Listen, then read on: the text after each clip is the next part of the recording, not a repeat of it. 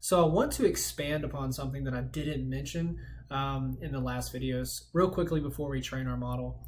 And so I said that the model is going to start with the root node and then search through all the features and find out which one best segments the data based off this Gini coefficient, right? And then I stopped. I didn't explain further, but it's going to, once it has that data split up, it's going to take the examples that do meet that criteria over here and then take the examples that don't meet that criteria over here in this node.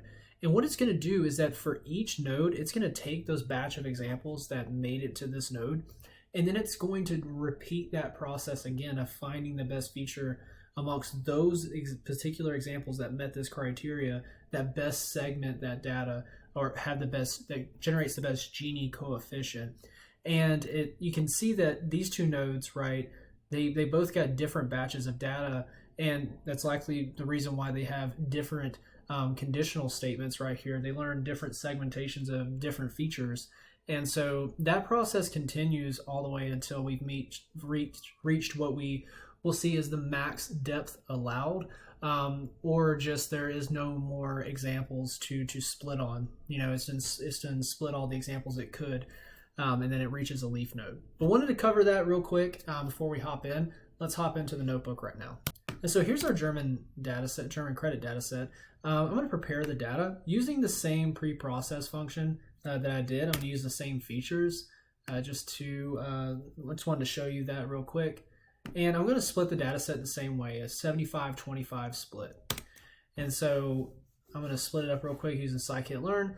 And then what I'm going to do is pretty much everything looks the same. The only thing is that I didn't bin the credit amount field because I'm going to allow the model to split up that numeric value. If you see in the decision tree later on, is that it split up the numeric values. It segmented the data based off like a certain credit amount in some nodes. That'll make more sense when you see the tree. I one-hot encode every single feature except for the credit amount field because I didn't bin it.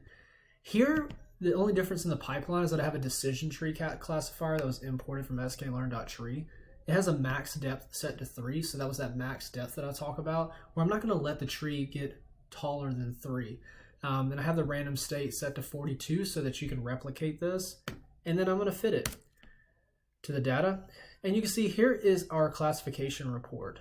And this is not on the balanced data set. Remember, we still have that issue where we have more class 1 or good credit risk examples than the bad credit risk examples.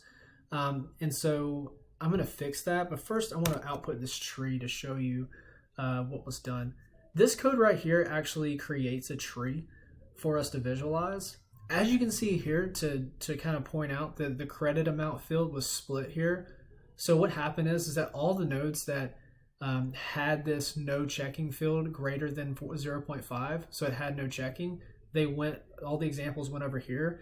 And then it said of these examples, the best segmentation of this data is to segment those that had a credit amount less than this number, less than or equal to this number, or greater than this number. And so if you had a credit amount greater than this number, you went into this bucket. If you had a credit amount less than or equal to this number, you went into this bucket. And this is the classification report on this model. And we're going to try to do better. We want this accuracy to be higher, but more specifically, we want recall. Remember, recall on class 0.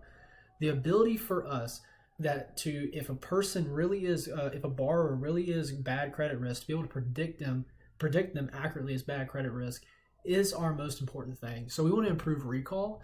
And so I'm going to go down here. I'm going to train it on the balanced data set, balancing it the same way. I'm going to fit that decision tree classifier back on it again. We see that recall got up to 82%. Accuracy went down to 63, I get it. But recall was at 0.82 for a class 0. So it went from 0.64 up to 0.82. And that's a really good recall score. That means 82%. If these were actual borrowers, this wasn't just test data, these were actual borrowers that came into our bank or our office, if they really were bad credit risk, if they really were going to default on the loans, then 82% of them would have been accurately classified and they would have been denied. And that would have saved the company a lot of money. And so this model, right, is a lot better, even though its accuracy is lower. This one is a lot safer to deploy. And you see this one right here actually splits on credit amount being 6386. So if you're less than this, you go over here. If you're greater than this, you go over here. And this one split on 3891. Property magnitude was also a node here. Other parties guarantor was the node here. And so this decision tree is a lot different. But yeah, so now we're going to move into random forest and talk about how we can train not only one decision tree on our data, but a whole collection of decision trees so that they can all make decisions in aggregate.